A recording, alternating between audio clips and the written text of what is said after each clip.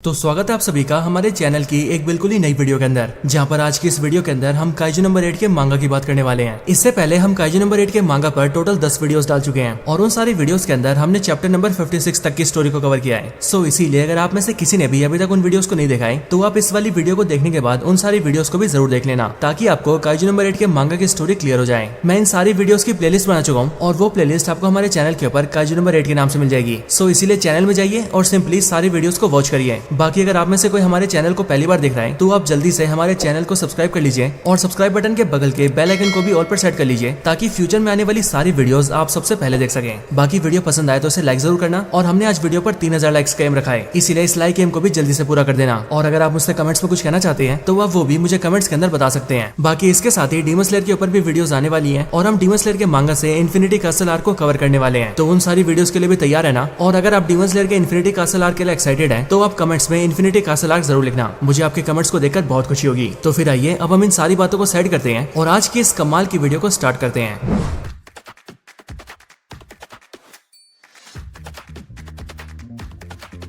तो पिछली वीडियो में हमने देखा था कि चीफ शिनोमिया के मरने के बाद उनके फ्यूनरल को सेलिब्रेट किया जाता है और उसके साथ ही पूरे देश को ये पता लग जाता है कि अब डिफेंस फोर्सेस के हेड ऑफ कमांड यानी कि चीफ शिनोमिया नहीं रहे। लेकिन चीफ के मरने के बाद ही हम ये देखते हैं कि चीफ के जाने के बाद वाइस चीफ केजी इतामी को नया हेड बनाया जाता है और इसीलिए अब से वो नए चीफ होते हैं। इसके साथ ही अपने डैडी के मरने की वजह से किकोरू भी इस बात का फैसला करती है कि वो और ज्यादा स्ट्रॉन्ग बनेगी एंड वो अपने डैडी के सेक्रीफाइस को बेकार नहीं जाने देगी। इसके अलावा यूनिट 1 का कमांडर नारुमी और अपना काफका ये दोनों भी प्रण लेते हैं कि वो दोनों भी मिलकर चीफ शिनोमिया की मौत का बदला लेंगे और काइजू नंबर 9 को खत्म कर देंगे। पर इन सब के साथ ही दूसरी तरफ हमें ये भी पता चला होता है कि काइजू नंबर 10 को होश आ गया होता है और जैसे ही उसे होश आता है वैसे वो वाइस कैप्टन सोशिरो से एक डील करता है और उन्हें ये ऑफर देता है कि वाइस कैप्टन सोशिरो उसकी बॉडी को वेपनाइज करके यूज कर सकते हैं। और हम ये देखते हैं कि वाइस कैप्टन सोशिरो उसकी डील को मान जाते हैं, जिसके बाद ही काइजू नंबर 10 की बॉडी को वेपनाइज करने का काम स्टार्ट कर दिया जाता है। अब आगे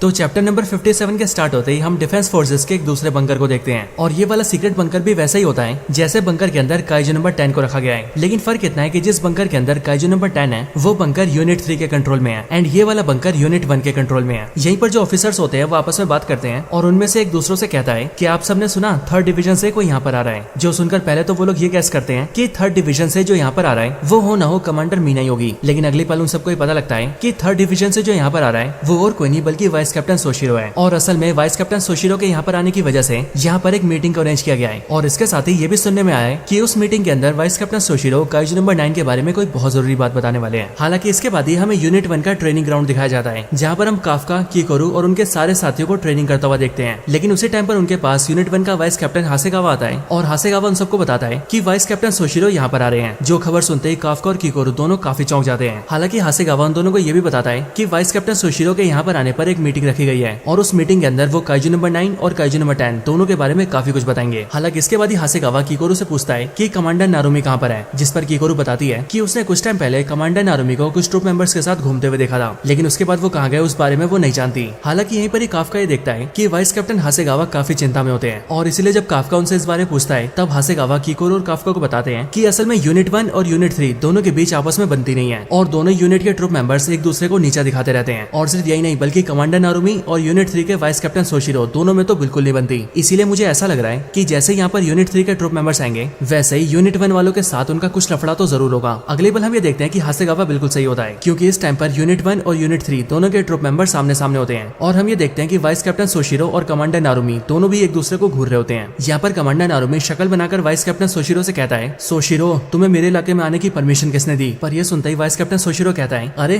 क्या बात है, देखो तो यूनिट 1 का कमांडर जेन नारुमी मुझे वेलकम करने आया है। और हाँ, क्या कहा तुमने? मुझे यहाँ आने की परमिशन किसने दी? मुझे परमिशन दी है हायर अप्स ने और इसीलिए मैं यहाँ पर आ सकता हूँ। पर यह सुनकर नारुमी उससे कहता है, ओए चल चल, ऐसा कुछ नहीं है और वैसे भी यहाँ पर वो लोग अलाउड नहीं है जिनके कटोरा कट जैसे बाल हो और लोमड़ी जैसी आंखें हो। और मेरे ख्याल से ये दोनों बातें तुम पर लागू होती है, क्योंकि तुम्हारे बाल कटोरा कट जैसे हैं और तुम्हारी आंखें भी लोमड़ी जैसी है। पर यह सुनकर वाइस कैप्टन सोशिरो से कहता है कि तुम चाहे कुछ भी कह लो, लेकिन मैं हमेशा तुमसे ऊपर ही रहूंगा और मैं जानता हूँ कि तुम मुझसे इसीलिए चिढ़ते हो क्योंकि मैं काइजूस को मारने में तुमसे काफी बेहतर हूँ। और हम ये देखते हैं कि जैसी नारुमी इन बातों को सुनता है वैसे उसे बहुत बुरा लगता है और इसीलिए वो सीधा नीचे बैठ जाता है। लेकिन तभी उसके यूनिट वाले यूनिट 3 से बहस करने लगते हैं। लेकिन हम ये देखते हैं कि कुछ टाइम बाद ही नारुमी खड़ा होता है और फिर वो चिल्लाते हुए सोशिरो से कहता है, हाँ ठीक है मान लिया कि तुम छोटे काइजूस को मारने में मुझसे बेहतर हो, लेकिन हाँ बाकी सब में मैं बेहतर हूँ और मैं बड़े काइजूस को बड़े आराम से मार सकता हूँ। पर ये सुनकर सोशिरो से कहता है कि ये वाली बात भी सच नहीं है, क्योंकि बड़े काइजूस को मारने में कमांडर मीना सबसे आगे है। और फिर हम ये देखते हैं कि इस बात को सुनकर नारुमी इतना होपलेस होता है कि वो सीधा जमीन पर गिर जाता है। लेकिन इसके बाद ही नारुमी फिर से खड़ा होता है और वो सोशिरो से कुछ बोलने वाला होता है, लेकिन उसके बोलने से पहले वहाँ पर हासेगावा आता है और वो उसे जोर से मारता है, जिसके बाद चोट लगते ही नारुमी फिर से बैठ जाता है। हालांकि इन सारी नोकझोंक के बाद ही हम ये देखते हैं कि यूनिट 1 का वाइस कैप्टन हासेगावा यूनिट 3 के वाइस कैप्टन सोशिरो और उसकी पूरी टीम को वेलकम करता है और उससे कहता है कि मीटिंग की सारी प्रिपरेशन हो चुकी है, इसीलिए उन सबको जल्दी से चलकर मीटिंग को स्टार्ट करना चाहिए। अब इसके अगले सीन के अंदर हम सीधा एक कॉन्फ्रेंस हॉल को देखते हैं, जहाँ पर ये डिफेंस फोर्सेस के सारे सीनियर मेंबर्स मीटिंग करने आए होते हैं। हालांकि इसी मीटिंग के अंदर हम ये भी देखते हैं कि इस मीटिंग में कुछ मेंबर्स फिजिकली प्रेजेंट नहीं होते हैं, जैसे कि कमांडर मीना, और इसीलिए जो भी ऑफिसर्स यहाँ पर प्रेजेंट नहीं होते वो सब इस मीटिंग से वीडियो कॉल के जरिए जुड़ते हैं और इसीलिए आसपास की दीवारों पर हम उन्हें डिस्प्ले के जरिए देखते हैं। इसके बाद ही हम एक एक करके सारे यूनिट के कमांडर्स के बारे में बताया जाता है, जहाँ पर हम सबसे पहले यूनिट 1 के कमांडर नारुमी को देखते हैं, देन वाइस कमांडर हासेगावा, फिर सेकंड यूनिट का commander Jura Igarashi, third unit के commander Minashiro, third unit vice commander Soshiro Hoshina, fourth unit के कमांडर जुगो ओगाता और इसी तरह के बाकी सारे मेंबर्स। और इस मीटिंग के अंदर ये लोग इसीलिए इकट्ठा हुए हैं ताकि ये सब मिलकर काइजू नंबर 9 को हराने के बारे में प्लान कर सकें। हालांकि यहीं पर हम ये देखते हैं कि दूसरे यूनिट के कमांडर्स भी फर्स्ट यूनिट के कमांडर नारुमी को ज्यादा पसंद नहीं करते हैं। यहाँ पर यूनिट 1 का कमांडर नारुमी उबासी लेने लगता है और इसीलिए ये देखकर सेकंड यूनिट का कमांडर जुरा नारुमी से कहता है कि वो उबासी लेना बंद करें और मीटिंग के अंदर सीरियस हो जाए। लेकिन नारुमी उसकी बातों को सीरियस नहीं लेता और उसे अपनी बकवास बंद करने के लिए कहता है। लेकिन तभी हम ये देखते हैं कि थर्ड यूनिट के कमांडर मीनाशिरो कहती है, जुरा जाने दो इसे, वैसे भी इसका तो हर बार का है। नारुमी के अंदर सिर्फ एक ही टैलेंट है और वो है मॉन्स्टर्स को मारने का, और इसे एक टैलेंट के अलावा इसके अंदर कुछ भी नहीं है, इसीलिए इस पर अपना टाइम मत वेस्ट करो। लेकिन हम ये देखते हैं कि नारुमी इस बात को सुनकर गुस्सा होता है और वो कमांडर मीना पर भी चिल्लाने लगता है। हालांकि इन सब के बाद ही हम वाइस चीफ केजी इतामी को देखते हैं, जो कि अब ऑफिशियली चीफ बन चुके हैं और इसीलिए डिफेंस फोर्सेस के नए चीफ इस मीटिंग को स्टार्ट करते हैं और वो थर्ड यूनिट के वाइस कैप्टन सोशिरो से कहते हैं कि वो मीटिंग की शुरुआत करें। इसके बाद ही वाइस कैप्टन सोशिरो मीटिंग को स्टार्ट करता है और वो उस मीटिंग के अंदर सभी से कहता है कि यूनिट 3 ने काइजू नंबर 10 के ऊपर काफी रिसर्चेस किया है और उसके साथ ही उनके पास काफी सारी इन्फॉर्मेशन है और इसीलिए यूनिट 3 का ऐसा मानना है कि काइजू नंबर 9 से लड़ना या फिर उसे हरा पाना यूनिट 1 के अकेले की बस की बात नहीं है। पर यह सुनकर नारुमी उससे पूछता है कि आखिर वो कौन सी इन्फॉर्मेशन की बात कर रहा है, जिस पर वाइस कैप्टन सोशिरो अपनी बात को जारी रखता है और वो सबको बताता है कि अभी हाल ही में उन्हें काइजू नंबर 10 से बहुत ही बड़ी इन्फॉर्मेशन मिली है, क्योंकि काइजू नंबर 10 ने उन्हें ये बताया कि उसे काइजू नंबर 9 ने क्रिएट किया है। हालांकि जैसे सारे लोग इस बात को सुनते हैं वैसे मीटिंग के अंदर सभी लोग बहुत चौंक जाते हैं और फिर इसीलिए सेकंड यूनिट का कमांडर चिल्लाते हुए कहता है, क्या तो तुम ये कह रहे हो कि काइजू नंबर 10 जैसे पावरफुल काइजू को काइजू नंबर 9 ने बनाया है? जो सुनकर वाइस कैप्टन सोशिरो कहता है, हाँ बिल्कुल यही बात है, और सिर्फ यही नहीं बल्कि काइजू नंबर 10 से हमें ये भी पता चला है कि वो तो सिर्फ एक प्रोटोटाइप है और इसीलिए काइजू नंबर 9 अब जिन मॉन्स्टर्स को बनाएगा वो सारे मॉन्स्टर्स पूरी तरह से तैयार होंगे। पर ये सुनकर सेकंड यूनिट का कमांडर जुरा काफी चौंक जाता है और वो अपने मन में सोचता है कि एक ऐसा पावरफुल काइजू जिसका फोर्टिट्यूड लेवल 9.0 है वो असलियत में एक प्रोटोटाइप है, आखिर ये कैसे हो सकता है? हालांकि इसके बाद ही वाइस कैप्टन सोशिरो अपनी बात को जारी रखता है और वो मीटिंग के अंदर सबको बताता है कि अभी करंट टाइम के अंदर अगर हम पूरे जापानीज डिफेंस फोर्सेस की पावर्स को देखें तो अभी हमारे पास इतनी पावर्स हैं कि हम 5 नंबर्ड काइजूस को तो संभाल ही सकते हैं। लेकिन हाँ, हम 5 नंबर्ड काइजूस को तभी संभाल पाएंगे जब उन सारे नंबर्ड काइजूस का फोर्टिट्यूड लेवल 9.5 या फिर उससे कम होगा, और अगर ऐसा कोई नंबर्ड काइजू सामने आता है जिसका फोर्टिट्यूड लेवल 9.5 से भी ज्यादा होगा तो तब तो उससे लड़ना सिर्फ कुछ गिनती के ट्रूप मेंबर्स के बस की बात होगी। और हमें पता लगा है कि काइजू नंबर 9 अभी बहुत सारे पावरफुल मॉन्स्टर्स क्रिएट कर रहा है, बहुत से ऐसे पावरफुल मॉन्स्टर्स जिनका फोर्टिट्यूड लेवल 9.5 से ज्यादा ही होगा। और इसीलिए अगर इन बातों में थोड़ी सी भी सच्चाई है तो हमें जल्दी से जल्दी कुछ करना ही होगा, क्योंकि अगर हमने अभी कुछ नहीं किया तो हमारा पूरा देश बर्बाद हो जाएगा। और मेरा ऐसा मानना है कि अगर हमें सच में कुछ करना है तो सबसे पहले हम सबको मिलकर काम करना होगा। हालांकि इसके बाद ही सीन शिफ्ट होता है और हम सीधा काइजू नंबर 9 को देखते हैं, जो कि इस टाइम पर चीफ शिनोमिया की शक्ल लेकर एक अनजान जगह पर बैठा होता है और इस टाइम पर उसके आसपास बहुत सारे काइजूस होते हैं, लेकिन ये सारे काइजूस ग्रो कर रहे होते हैं, जिसका मतलब काइजू नंबर 9 धीरे धीरे करके इन सारे मॉन्स्टर्स को तैयार कर रहा है और इसीलिए उसने काफका से जो कहा था वो उस कहे हुए बात को पूरा करने वाला है, मतलब कि काइजू नंबर 9 इस दुनिया के अंदर काइजू एरा की शुरुआत करने वाला है। हालांकि इसके आगे हम फिर से मीटिंग रूम में देखते हैं, जहाँ पर वाइस कैप्टन की बातों को सुनकर सारे ट्रूप मेंबर्स बहुत ज्यादा हैरान हो जाते हैं और अब उन सबके मन में दहशत होती है, क्योंकि अगर वाइस कैप्टन सोशिरो की बातें बिल्कुल सही होती हैं तो तब तो पूरा डिफेंस फोर्स और पूरा जापान देश बहुत बड़े खतरे में है। हालांकि इसके आगे हम ये देखते हैं कि फोर्थ यूनिट का कमांडर वाइस कैप्टन सोशिरो से कहता है, वाइस कैप्टन सोशिरो तुम एक ऐसे काइजू की बात कर रहे हो जो कि अपने जैसे और काइजूस बना सकता है और इसीलिए इन बातों पर बिलीव करना बहुत मुश्किल है। और हाँ, कहीं ऐसा भी तो हो सकता है कि काइजू नंबर 10 ने तुमसे झूठ कहा हो। लेकिन वाइस कैप्टन सोशिरो जैसी इन बातों को सुनता है वैसी वो फोर्थ यूनिट के कमांडर जुगो की बात का आंसर करता है और सभी के सामने डेटा शो करता है और मैप के जरिए वो सबको बताता है कि अभी बीते सालों के अंदर अचानक से बहुत सारे काइजूस को देखा गया है और इसके साथ ही कुछ साल पहले जिन काइजूस को देखा जाता था उनके मुकाबले अभी के टाइम के काइजूस की पावर्स बहुत ज्यादा है। और इसीलिए इन सारी बातों से हमें पता लगता है कि काइजू नंबर 10 की बातों में सच्चाई चाहिए।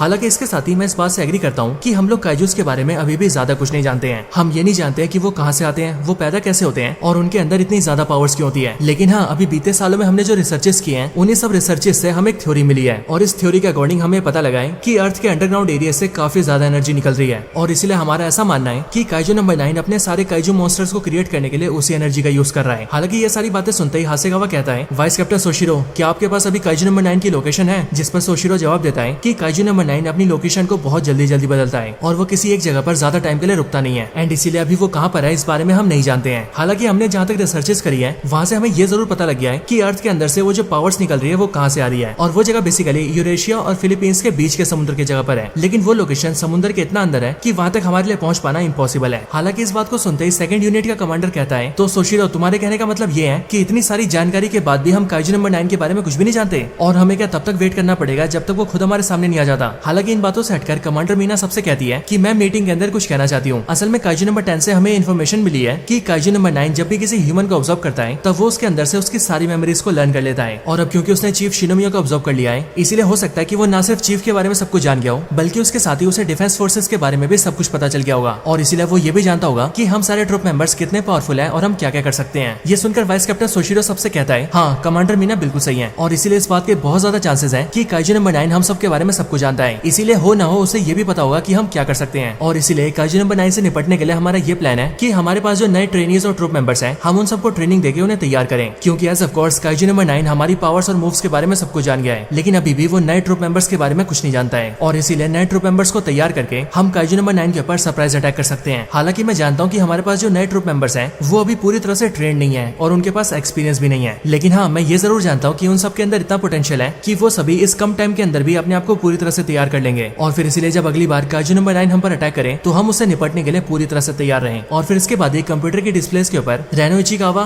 आओई और इहारू जैसे सारे ट्रूप मेंबर्स को दिखाया जाता है, क्योंकि वाइस कैप्टन सोशिरो इस टाइम पर इन्हीं सारे नए ट्रूप मेंबर्स की बात कर रहे हैं। हालांकि वाइस कैप्टन सोशिरो की बात खत्म होने के बाद ही हम ये देखते हैं कि कमांडर मीना सबके सामने अपनी बात रखती है और वो मीटिंग के अंदर सारे सीनियर ऑफिसर से कहती है कि अभी उन सबके लिए सबसे इंपॉर्टेंट ये है कि वो सब काइजू नंबर 6 के वेपन को सामने लेकर आए, क्योंकि काइजू नंबर 6 के ऑर्गन से बना हुआ वेपन उनका सबसे स्ट्रॉन्गेस्ट वेपन है, लेकिन स्ट्रॉन्गेस्ट वेपन होने के बाद भी उसे कोई इस्तेमाल नहीं कर पा रहा है और इसीलिए मीना आशिरो इस प्रस्ताव को रखती है कि अभी जितने भी नए ट्रूप मेंबर्स हैं उन सबकी ट्रेनिंग करवानी चाहिए और उन सब में से ऐसे कंपैटिबल यूजर को ढूंढना चाहिए जो कि काइजू नंबर 6 के वेपन को यूज कर सके। लेकिन यहीं पर हम ये देखते हैं कि चीफ इतामी और उनके साथ के सारे ऑफिसर्स ये सोचने लगते हैं कि काइजू नंबर 6 से बना हुआ वेपन सबसे स्ट्रॉन्ग वेपन है और अभी तक उसे कोई भी यूज नहीं कर पाया है। इसीलिए बड़ी प्रॉब्लम तो यही है कि जब वहाँ बैठे सारे पावरफुल और एक्सपीरियंस ट्रूप मेंबर्स भी उसे यूज नहीं कर पाए तो अब नए नए ट्रूप मेंबर्स उसे कैसे यूज कर पाएंगे। हालांकि यहाँ पर चीफ इतामी, वाइस कैप्टन सोशिरो और कमांडर मीना के प्लान को समझ जाते हैं और इसीलिए वो उन दोनों से कहते हैं कि मैं तुम्हारा प्लान समझ चुका हूँ और तुम बेसिकली ये चाहते हो कि तुम अभी के टाइम के सबसे पावरफुल मॉन्स्टर जो कि काइजू नंबर 9 है उसके सामने पहले के सबसे पावरफुल मॉन्स्टर यानी कि काइजू नंबर 6 को लेकर आओगे। बहुत अच्छे, तुम्हारा प्लान सच में काफी बढ़िया है। लेकिन इसके आगे चीफ इतामी उनसे पूछते हैं कि अभी भी ये बहुत बड़ी प्रॉब्लम है कि काइजू नंबर 6 से बने वेपन को कौन यूज करेगा। पर इस बात को सुनते ही वाइस कैप्टन सोशिरो कहता है कि हमें वो ट्रूप मेंबर मिल चुका है जो कि काइजू नंबर 6 के वेपन को यूज कर सकता है और इसीलिए क्योंकि इस ट्रूप मेंबर का जो ब्लड सेल्स हैं वो काइजू नंबर 6 से पूरी तरह से सिंक्रोनाइज होते हैं एंड इसीलिए हमारा ये मानना है कि ये नया ट्रूप मेंबर काइजू नंबर 6 से बने वेपन को यूज कर सकता है और वो उसे यूज करने के लिए पूरी तरह से कंपैटिबल है। हालांकि इस बारे में सुनते ही सारे ऑफिसर से सोचने लगते हैं कि आखिर वो ट्रूप मेंबर कौन हो सकता है, लेकिन वाइस कैप्टन सोशिरो अपनी बात को जारी रखते हैं और वो सबसे कहते हैं कि ये जो ट्रूप मेंबर जो कि काइजू नंबर 6 के वेपन को यूज कर सकता है वो ना तो किसी बड़ी यूनिवर्सिटी से आया है, ना तो डिफेंस फोर्सेस के एग्जाम में उसके नंबर अच्छे आए थे और ना ही उसकी रिलीज फोर्स बहुत ज्यादा है, बल्कि वो तो सिर्फ एक आम सा ट्रूप मेंबर है और उस ट्रूप मेंबर का नाम है। लेकिन इतना बोलने के बाद ही सीन शिफ्ट होता है और हम यहाँ पर इहारू को एक बड़े से मॉन्स्टर से फाइट करते हुए देखते हैं, लेकिन तभी पीछे से एक दूसरा ट्रूप मेंबर आता है और वो उस मॉन्स्टर पे फायरिंग करके उसे खत्म कर देता है और वो और कोई नहीं बल्कि अपना रेनो इचिकावा होता है। और फिर यहीं पर ही वाइस कैप्टन सोशिरो इस बात को अनाउंस करता है कि वो ट्रूप मेंबर और कोई नहीं बल्कि रेनो इचिकावा है, एक ऐसा यंग और टैलेंटेड ट्रूप मेंबर जिसके ब्लड सैंपल्स काइजू नंबर 6 से पूरी तरह से सिंक हो रहे हैं और इसीलिए वही काइजू नंबर 6 के वेपन का यूजर बनेगा। सो दोस्तों आखिर ये क्या रेनो इचिकावा काइजू नंबर 6 के वेपन को यूज करेगा? आखिर रेनो जैसे एवरेज ट्रूप मेंबर के अंदर ऐसी कैपेबिलिटी कैसे हो सकती है कि वो काइजू नंबर 6 जैसे सबसे पावरफुल काइजू के सूट को यूज कर सके? हालांकि ये बात भी सच है कि हमने अभी तक रेनो को उसे यूज करते हुए नहीं देखा है। सो इसीलिए दोस्तों क्या आपको लगता है कि रेनो काइजू नंबर 6 के वेपन को यूज कर पाएगा या फिर वो भी उसे यूज करने में नाकाम हो जाएगा? आप इस बारे में मुझे कमेंट्स के अंदर बता सकते हैं। और रही बात नेक्स्ट पार्ट की, तो वो 1-2 दिन के अंदर आ जाएगा और उसके अंदर तो हमें आगे की स्टोरी पता लगी जाएगी। लेकिन हाँ, तब तक के लिए this is the end of the video.